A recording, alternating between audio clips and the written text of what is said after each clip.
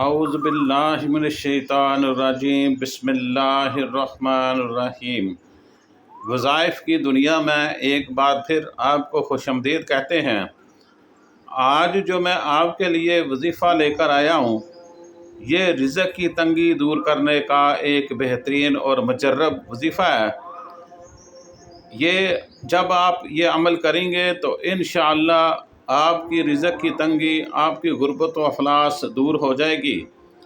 تو آپ نے یہ وظیفہ کس طرح کرنا ہے، میں عمل آپ کو بتاتا ہوں کہ آپ نے اس عمل کو اس طرح کرنا ہے۔ آپ نے سب سے پہلے باوضو ہونا ہے۔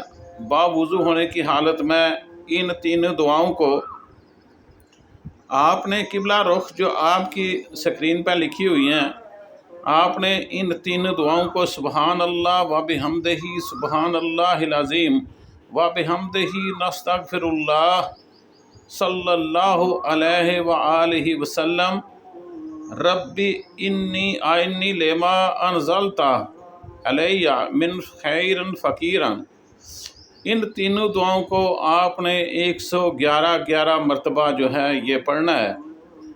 پھر آپ نے کیا کرنا ہے کہ آپ چونکہ باوضو حالت میں ہوں گے، آپ نے ان تینوں دعاؤں کو قبلہ رخ مصلی پر بیٹھ کر دعائیہ انداز میں خوب پڑھ کر دعا مانگنی ہے، اور کوشش کریں 4 ماہ تک لگاتار یہ عمل کریں۔ انشاءاللہ اللہ پاک آپ پہ اپنا خصوصی کرم فرمائیں گے، کیونکہ وہ خود کہتے ہیں کہ اللہ ہی ہے جو رازق ہے، اللہ ہی رزق دینے والا ہے، اللہ ہی آپ کی تکلیفوں کو دور کرنے والا ہے، اللہ ہی آپ کی اشارہ کے قریب ہے۔